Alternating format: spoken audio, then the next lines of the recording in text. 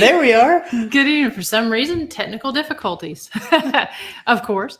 Good evening and welcome to the Jailhouse Informant. You are locked in for the next hour with myself and my co-host, Dr. Christy Sumner. Hey, everybody. Thank you for joining us tonight.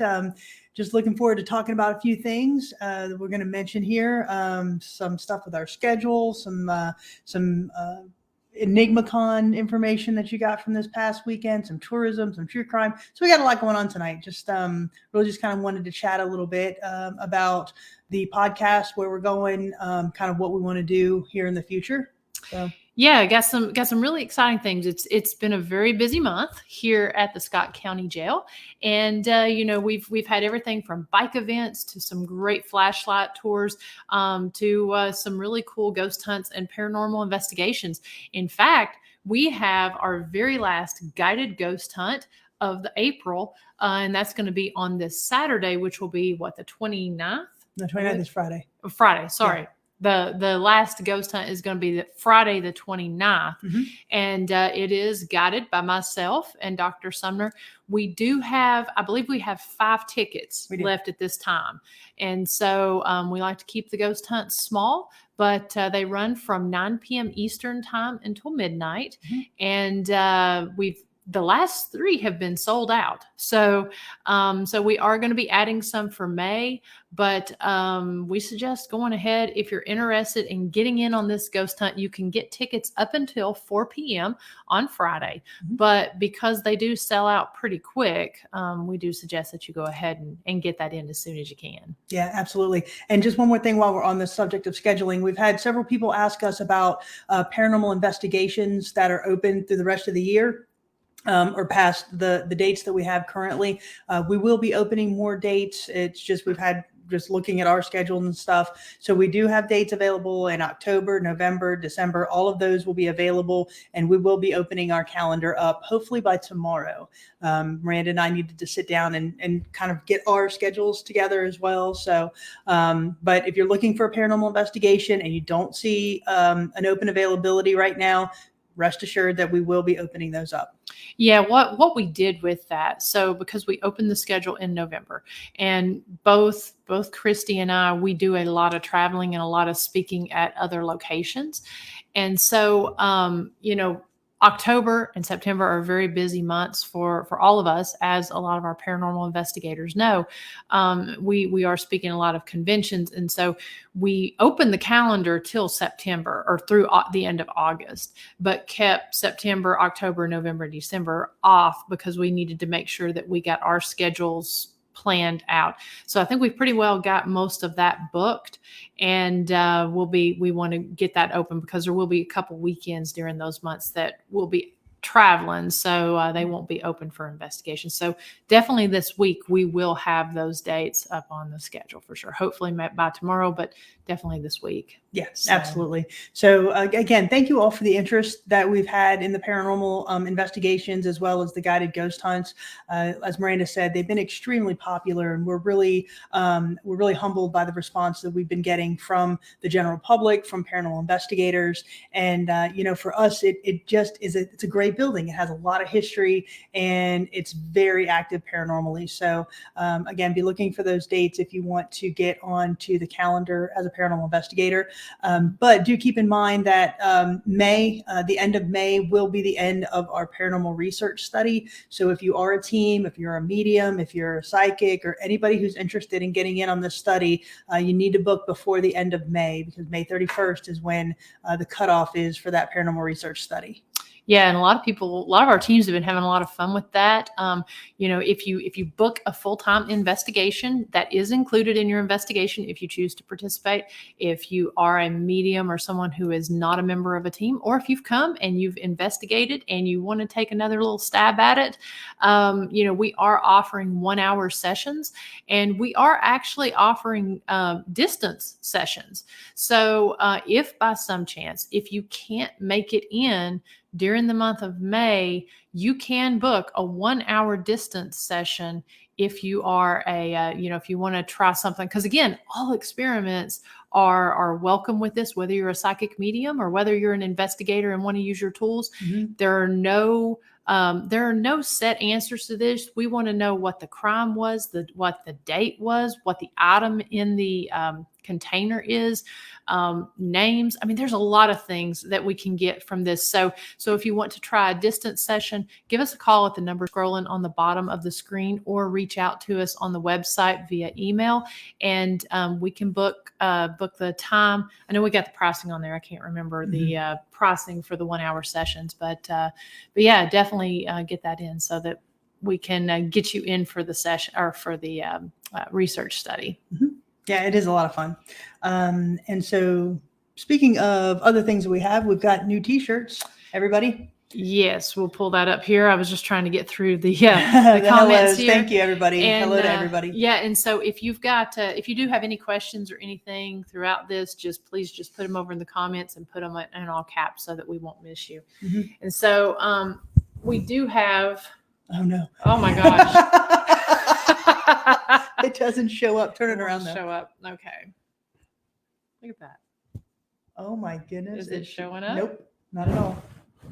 Wow. Well, we have invisible shirts apparently for sale because they're not showing weird. up on this screen that we have up behind us. Oh, now you're gone. You look like a Harry Potter episode. Wow, nope. That is so wild. So it must do a facial recognition thing. Yeah. Well, that was unexpected. Yeah. So anyway, so you've seen our long sleeve shirts here, and they've got the full color back on them, the full color back of the jail. And I need to actually go ahead and pull up the that just totally threw me off. Mm-hmm. My cloak of invisibility here. Yeah. But it's our traditional full color shirt. We do have those in short sleeves now. It's got the logo that we have on our door on the front side of the shirt. And then it's got the full color gel on the back. So those are up on the website. I believe they're on the website now for order. They should be. I know they are there in the gift shop. So we'll make sure they're on the website there, and we will put those up. I think those are $22 each. So. And you can order those online. But let's see, what else do we have? Like I said, there's a well, I mean, you were talking about how we had to arrange our schedules because we're speaking, and you just came off a speaking engagement in West Virginia. I did. Virginia. Yeah, I did. So it's actually kind I of was in West Virginia. You were in Virginia. Yeah, it's been a long weekend. Or our week, Yeah. So it's weird working on the weekends and our weekend starting on Tuesday. But anyways, yeah, I was just up in Virginia, and I was speaking at Enigma Cons, which was at the amazing St. Alban Sanatorium. And so I'm going to actually just share a little bit, a few of the pictures here. Let me get that pulled up here. Carl, I want an invisibility cloak too. There we go. So let me make sure people can see it. Yeah. So if you haven't been to St. Alban Sanatorium, this place is amazing. If you're an investigator, especially over here on the East Coast, I know you've heard of it. And it's just very active. Everything from the time from when it was a boys' school all the way to when it was a sanatorium. And so the great folks from Bedford Paranormal and of course Mrs. Marcel from Enigma Con, from St. Albans, they did an amazing job putting together this event. This is their 5th year. And they did a wonderful dinner for the speakers on Friday night. And, just all the great touches, they put together for this. They made the speakers not only feel very welcome, but also just really right at home. And so we got together there on Friday night, just some wonderful people, the event organizers, as well as the speakers and vendors, and had a dinner. And then we were able to do a ghost hunt. Because I had such a long drive and had to get in earlier, I did not actually participate on the ghost hunt that night, but we had booths set up. And so, like I said, just kind of quickly scrolling through a few of the pictures. There's Carl, and who's there in the audience. And Russ. Yes. And so, just some amazing folks talking about some really great topics, everything from Amityville Horror to Skinwalker Ranch. There were a couple demonologists there. There's one of them right there, James Anito. They spoke. They were the keynote speakers, and so yeah, just a great turnout. It was a sold out show, and then after everyone spoke, we spoke from about 10 o'clock that morning till 6 o'clock at night, and then came back at 8 and did a ghost hunt on Saturday night with, I believe, about 75 people. So yeah, just wonderful. And I want to get to the picture of the cake, because this was just amazing. Talk about the cake. And for some reason, I don't believe it's up here, isn't it? The beginning. No, I don't believe it's in this folder. Oh. But couple pictures from where I was presenting. But yeah, so it was great time. And I definitely, like I said, if you've not ever been, you definitely need to put it on your calendar for next year and do that. And actually, I'm going to find a picture of the cake. I know I have it. That was definitely something. I know I had posted it. I probably didn't put it in the album, but bear with me one second, because I just saw Russ's comment asking if the cake was good. The cake was not only beautiful, but here it is. Let me pull this up. It was not only beautiful, but it was amazing to look at. It was about a 3-layer cake, and it actually had St. Albans in there, and it was chocolate, vanilla, and strawberry. Each layer was a different flavor, and so big pieces, great pieces. So yeah, if, like I said, if you have never been, you need to make sure to watch your calendar next year it'll be in April of next year, and put it on there and plan to go. Yeah. And what's interesting about the show is Miranda actually talked about her life behind bars, i.e. handlebars, and then corresponded that with actually becoming a co-owner of the historic Scott County Jail. So her presentation was actually something that was really what's the word I'm looking for? It really tied into what she does as Ghost Biker and then what she does at the historic Scott County Jail. So if you ever get a chance to see her presentation at any of these conventions that she's at, I highly recommend it, because it does really do a good job of transitioning from what she's done with Ghost Biker to what she's done at the historic Scott County Jail. Yeah, well, thank you. Yeah, it was. It's really cool how everything just kind of tied together with that. To be able, because I do often talk about my time behind bars, which would be my time as Ghost Biker.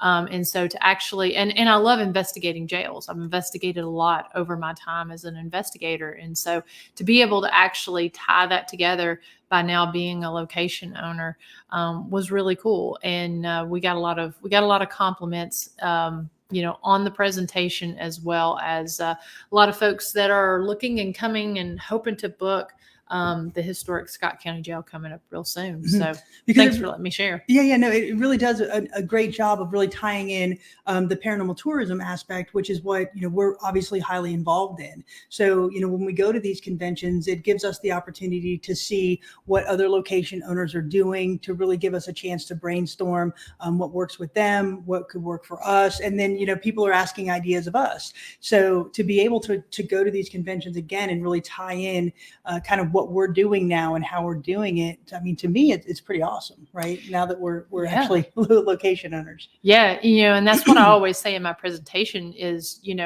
I obviously use a lot of metaphors being a biker, but, talking about that road and never really knowing exactly, where that road is going to lead you. And so to be able to combine those passions of the paranormal, motorcycling, history, and and preservation and storytelling, to be able to combine all of those and to take a passion of ghost hunting and be able to turn it into your job of being a location owner and working to preserve, restore these buildings is just amazing. And so to answer Susan's question, she asks if any chance of the rest of us will have the opportunity to see it.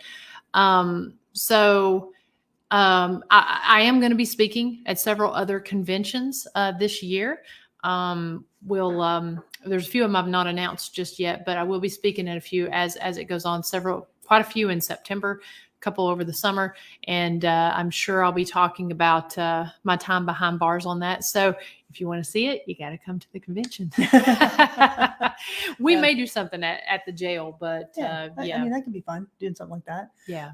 But again, really what we try to do with the jail is a little bit different than what other location owners do. I know, like for St. Albans, obviously they have a history of the sanatorium and such. And with the jail, what we've done is really try to build a robust museum along with the building itself being the main draw, right? So we do a lot of crime and punishment stories. We do a lot of true crime stories. We have displays for law enforcement officials and really recognizing what they've done in their career and all of that. So for us, the jail serves a dual purpose, right? That paranormal aspect, but then also this true crime and punishment jail or display is what we're trying to do.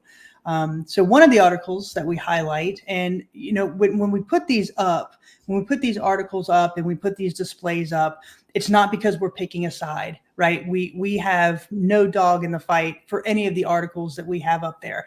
We are just putting up articles that were presented in the newspaper, whether it be Scott County News, Knoxville Journal, Independent Herald out of Scott County. And so when we talk about these things, we're not doing it. We're not doing it because we're picking a side. And so we want to say that up front, because the story that we're going to talk about tonight, it is an article that we have up in the jail. We have the entire storyline about this event, but it's not that we're picking sides. We're just highlighting a true crime that happened in Scott County. So we do want to get that out up front. Mm-hmm. Yeah. And so, and again, like she said, that's how we do the museum. And we're kind of transitioning a little bit. If you watched last week's podcast, we kind of took a little sort of impromptu poll about the direction with this podcast. And so we have guests on here very, very often, more often than not, we have guests, and we have some very, very cool ones that we have coming up. But we're really kind of transitioning, instead of talking just as much about local, we're actually going to transition more and talk about local true crime and talk about the actual paranormal of the museum, because most of the folks who are here in the chat room are paranormal investigators, true crime buffs, and are planning to come and visit the jail. So anyways, we thought we would kind of kick off tonight with talking about and plus it fits kind of because we're on an anniversary. Mm-hmm. Yeah. So this actually, and I'm going to just pause quickly, Genevieve, that we have guided tours, but we also have an audio tour through the jail. So we can lead tours through the jail, but if somebody wanted to come and just take an audio tour and kind of work at their own pace, we have an audio tour that has 13 or 14 stops on it. So as you progress up through the jail, through the floors of the jail, you can take that audio tour. Yeah, and but the after dark tours, those are leaded. Mm-hmm. Leaded. Yeah, those are leaded by us. Those are led by us, and so anyways. Yeah, come Genevieve, and we'll lead it to you. Yeah. So yeah, we do lead those, the flashlight tours, and of course the guided ghost hunts. We do lead those.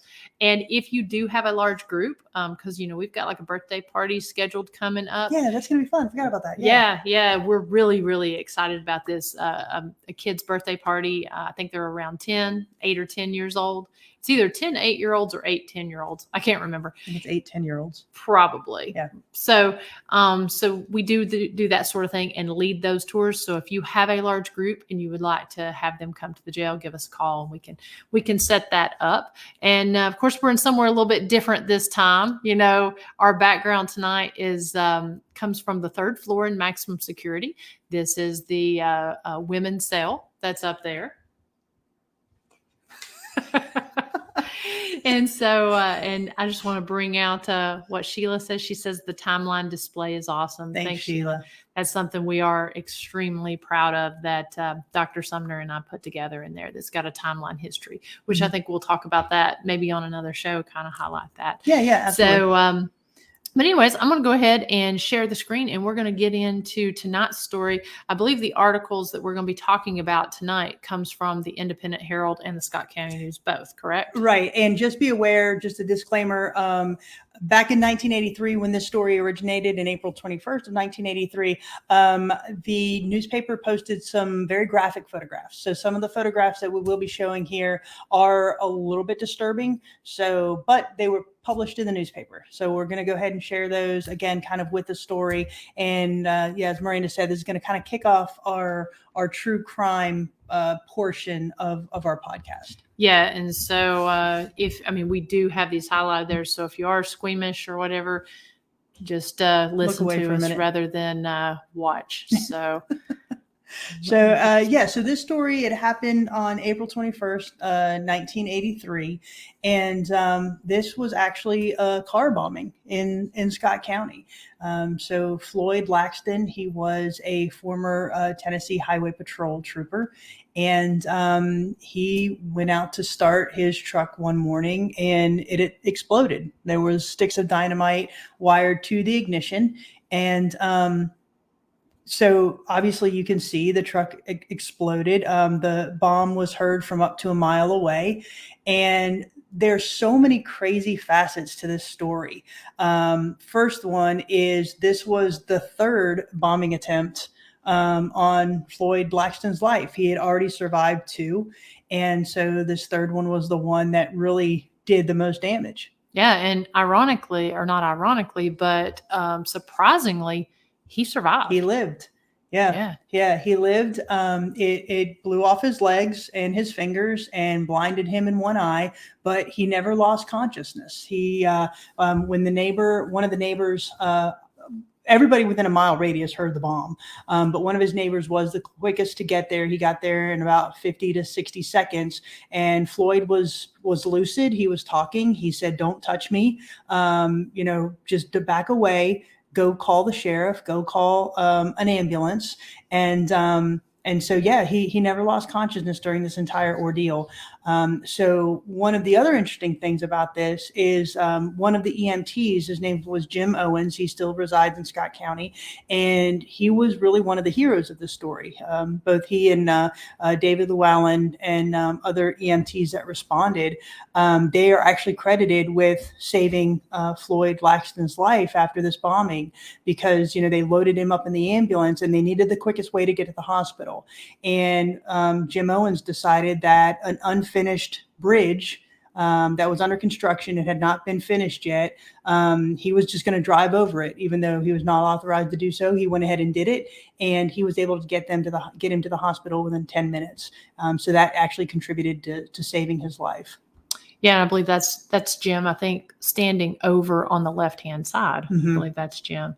Like I said, these photos, that's one of the things that's the most amazing to me about these articles are that, you can see the victim there.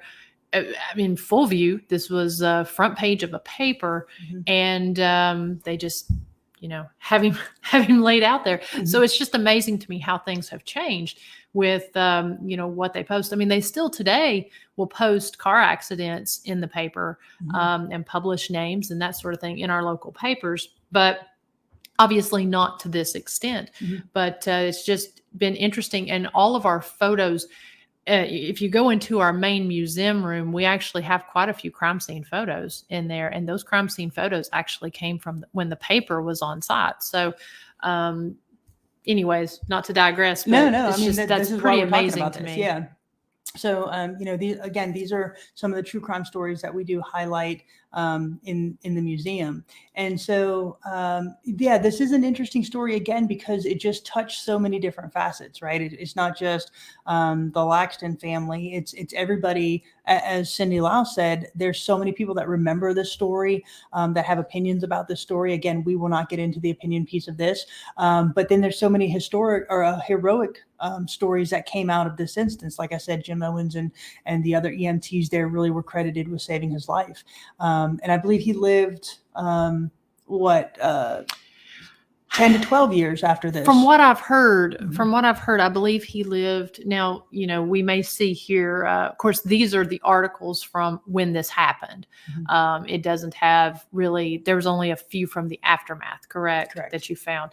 And some of these come from our displays. So from what we've found or what I've heard, I believe he lived 12 years after that. And what's interesting on this, as you had said, he was worked for the Tennessee Highway Patrol. According to the article, he was a 14-year veteran, and that he was in the race for sheriff in Campbell County, which is the neighboring county. And what I find fascinating about this is the fact that this was the second, reported to be the third. Yeah, correct? This was the third one. Yeah, he had already survived two of them. So he actually found sticks of dynamite under his car before that in 1982, and then a couple of months before this one, he found some. They tried to bomb a restaurant that he frequented. But again, those bombs did not explode, so nobody was injured in those. But yeah, so two other times prior to this car bombing, there was an attempt on his life. Yeah. Just kind of in looking at it, it says that there were 5 sticks of dynamite and a blasting cap on the underside of his mobile home residence on the first attempt. And then on the second attempt, which was the year prior, it says that there were 2 sticks of an explosive underneath the driver's seat of his car, and he saw that when he was leaving the restaurant. So just crazy. I mean, to think that that's something that's local that happened. That happened in Scott County. Again, just interesting true crime stories that come out of this county. I can say this because I'm from Florida. I've never seen anything like this, right? I mean, I've never really heard of a car bomb before, but this is the second car bombing story that we have highlighted in our museum. Yeah. And so definitely come to the museum and you can see these actual newspaper articles. I believe that this article here that we're showing right now, that actually was the very next week of the paper, correct? Yeah, this was in the Knoxville Journal. Okay. This one here. Okay. And so what's interesting on this is the fact of just how tight-lipped the investigators were about revealing any of the detailed information on the motive or the method of the crime.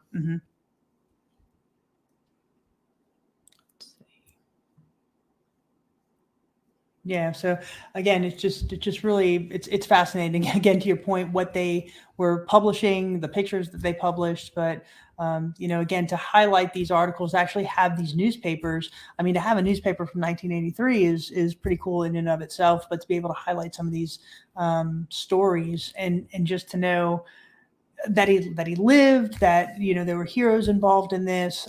There's definitely a different undercurrent there again between the families, but it was definitely an interesting story. So this here just kind of has the timeline of how it happened. The bomb actually happened at 9:15, and then as it says there, you could hear it from up to a mile away, and that neighbors responded, and they do credit the EMTs for getting him to the hospital so quickly that they were able to save his life. And I believe that bridge that they were talking about, that's the bridge that was on the very main road right there off 63. Yep. I believe. Yep. Okay. The one that goes over the train.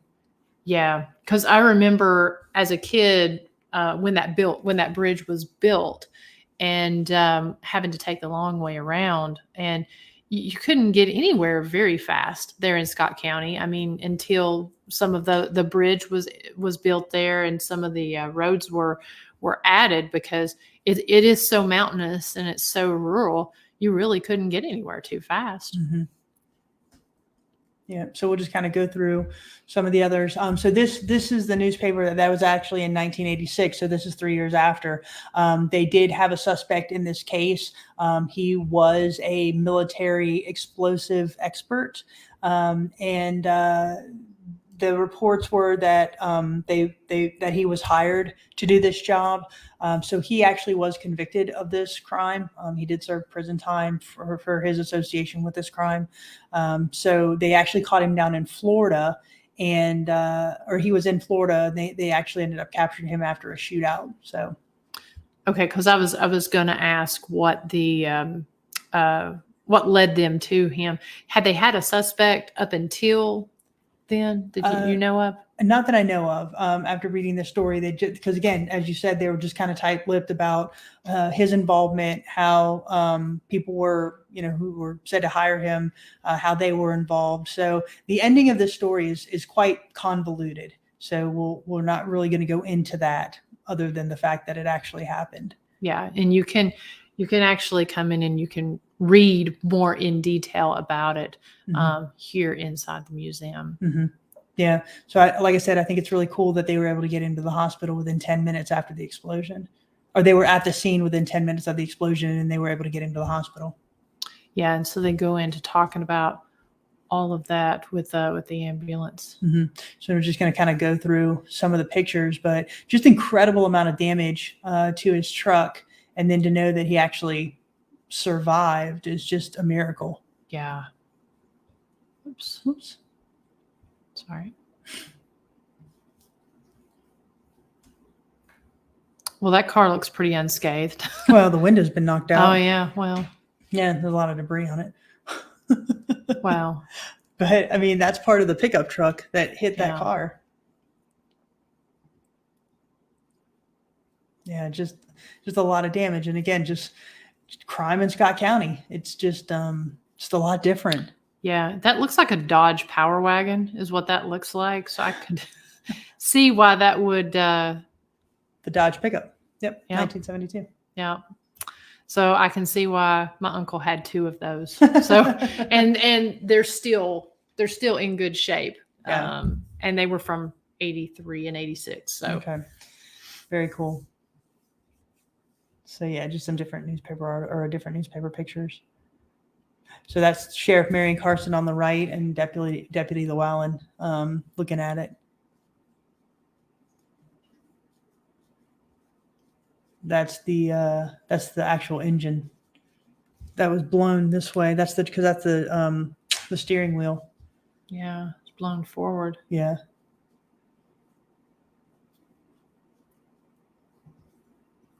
So again, just some interesting stories, and these are the types of crime and punishment and crime stories that we actually highlight here at the Historic Scott County Jail.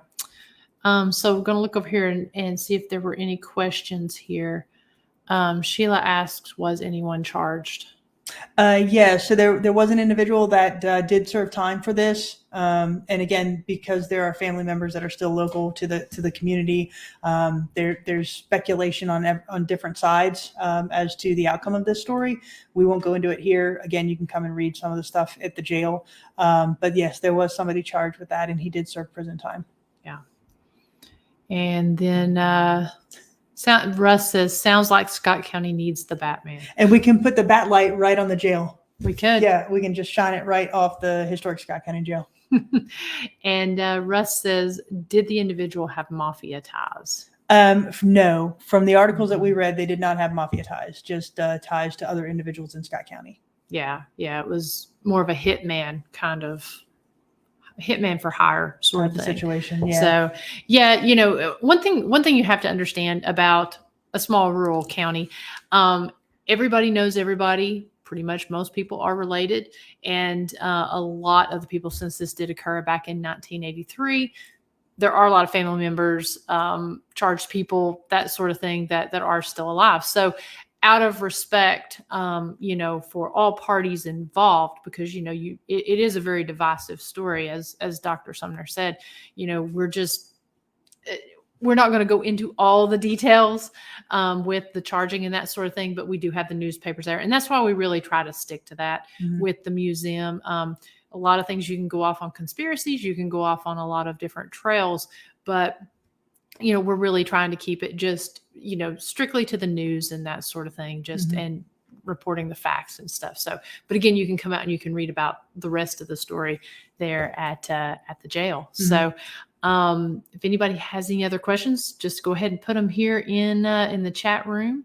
But yeah, that's just some of the stories we plan to highlight on different episodes that we have coming up. Yeah, so they'll just be quick segments about some of the true crime stories that we have found through the newspaper articles, that we found in the archives, that we have displayed in the jail. And so this will just be a quick segment part of kind of what we do from going forward with the Jailhouse Informant. Yeah. And so we also plan to have, there is a book about the jail. And so, and a specific crime that took place there. I know a lot of you folks that are in the chat room have read that book. And so we hope here in the very, very near future to have that author on the show, and he'll be able to go in and talk in more detail about his book and about the crime. Because in fact, there was just an anniversary, and we posted about it on the website, earlier this week. And let me see, I'm going to actually, what are you laughing at? What? You're like a surgeon trying to figure this out. Well, go get it. We're on one computer, and it's challenging. So just kind of wanted to pull this up, since this was also an anniversary. April anniversary. Yeah. A lot of crime in April. A lot of cool births in April, but a lot of crime too. So something that we did highlight earlier this week, which was actually ironically also on April 21st. And this has to do with one of the most infamous stories that a lot of folks know from the jail, which is the Jerome Boya lynching. That whole process that led to his conviction, or not conviction, but him being put in the Scott County Jail and then also executed, started with this, and that was the murder of George and Floyd Winningham. And so that happened on April 21st. And and that was the father and son, sheriff and deputy from Fentress County. And so that was on April 21st. Yep. So again, this is, like I said, this is just kind of us trying to put this into our podcast. And so it'll just be short segments. And then we'll also be moving our podcast from Monday night to Sunday. We took as Miranda said, we took an informal poll last week, and we think Sunday may be a little bit better for the audience, a little bit better for us and our schedule. So just be aware that we'll start doing this on Sunday night from going forward. Yeah, and that will actually start next Sunday night. So next Sunday night at 8. And we'll have more information on that. We have actually our guest next week is going to be Ranger Banks from the Big South Fork National River and Recreation Area. So he's going to be talking about a lot of the history of how national parks got started. If you've not been to Scott County, we are primarily the Big South Fork. The land mostly in Scott County consists of that park, as well as parts of our neighboring counties, as well as parts of Kentucky. So we're really excited that he's going to be joining us. He's actually going to be joining us live for a live interview together we'll be playing, and we'll be talking about the history of the park and such. So so I think he'll be a good guest. I think it'll be a lot of fun, because there are a lot of things to talk about in the Big South Fork, and the Boya story ties into that as well. So be a very cool guest. I'm excited about seeing him. Yeah, absolutely. And Melanie says, I would love to see something on Maynard King. He was a constable who was murdered by another constable. He is my husband's ancestor. We'd actually really like to talk to you or your husband, Melanie, to get a little more information on that. I know the one you're talking about.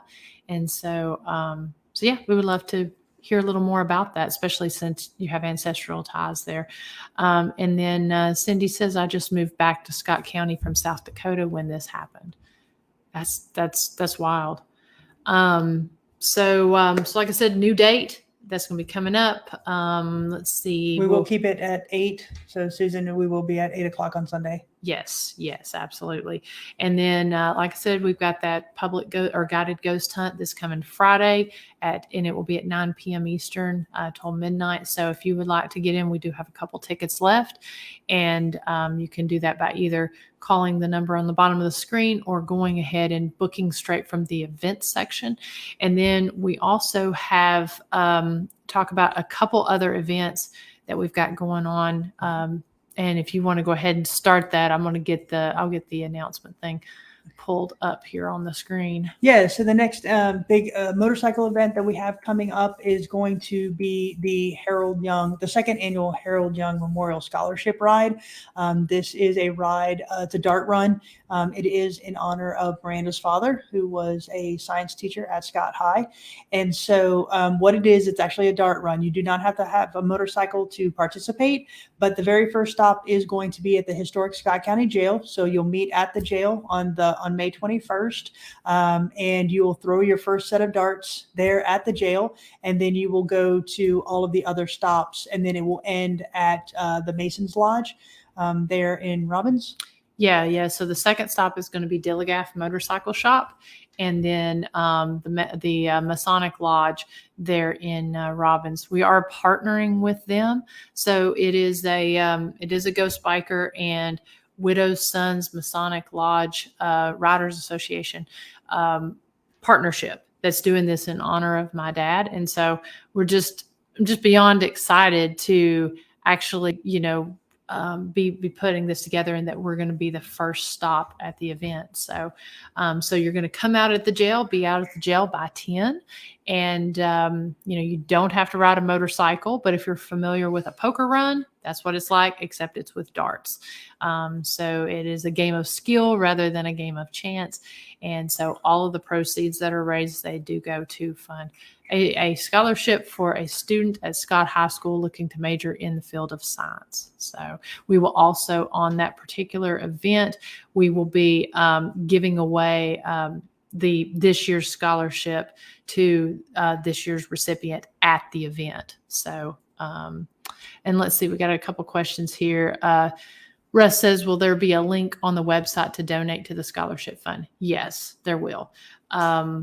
I'll have that, and I'll actually have it will probably, rather than an electronic link, it's going to be sort of a mail-in thing. So I'll have the address that you can mail that in by this Thursday's Ghost Biker Garage show, and we'll have this up on the website here. If you want to mail in, we'll have the address. So money is due there at the event. You don't prepay for the ride. You actually pay for that at the very first stop, which will be our stop. Mm-hmm. So. Yep. And if you want to come early, you can take a tour of the jail. You can visit our gift shop. I mean, even if you don't want to participate in the dart run, just come on out, just have a good time. We'll be at the jail. So come out and hang with us that day. Again, that's May 21st. Yes. May 21st at 10 a.m. And it'll roughly go from 10 until 2. Mm-hmm. And there is going to be food at that last stop. So your cost, which is $20 per person to play, that does include all 3 stops, as well as the meal ticket at the end. And I think you can buy an additional meal ticket for $5, I believe. So, so we're really excited about that. There will also be a Ghost Biker ride that's going to be the very next weekend, and it's going to end at the RM Brooks General Store bike event. That's going to be Memorial Day weekend on that Saturday. We're still working out the details of the exact route on that. The ride is for motorcycles only, but I'm not sure if it's going to start at the jail or if it's going to include a stop at the jail. So we'll have that route published probably this week, because it's going to be here before we know it. Yeah. And again, it will end there at the RM Brooks General Store in Rugby, Tennessee. So stay tuned for more information on that. And then, of course, as we said at the top of the hour, we will have dates for May booked, on the event page for flashlight tours, as well as the ghost hunts. And then we will also have our private paranormal investigations open for the remainder of the year by the end of this week. So yeah, there's that. And then if you're Soul Sisters Paranormal fans, I do hope to have the next video out tomorrow night. So you'll get an announcement from that. I just got a few things on the editing process to wrap up, but hopefully I'll be dropping that tonight. And then my co-host has a birthday on Wednesday. So I'd like to say a very happy birthday to Miranda on Wednesday. So if everybody wants to send her a happy birthday notice, I'm sure she'd appreciate that. So, but that's all from me tonight. Yeah. We definitely, you want to check out the Soul Sisters video because your video is from Post Town. Yeah, Post Town Elementary. It'll be highlighting Post Town Elementary. Yeah, anytime we can highlight these really cool locations, because the location owners work hard to get the word out on these places and work hard at keeping the restoration and the paranormal tourism is what funds these folks. So stay tuned for notifications on her video and watch that. And thank you for the happy birthday wishes. So thank you everybody for tonight. Again, we're still trying to feel out how this podcast is, the structure, but we are going to weave in those true crime stories and some more information about the jail. So thank you for sticking with us, and we will be back on Sunday. Yeah. See you next Sunday. Have a good night. Good night, guys.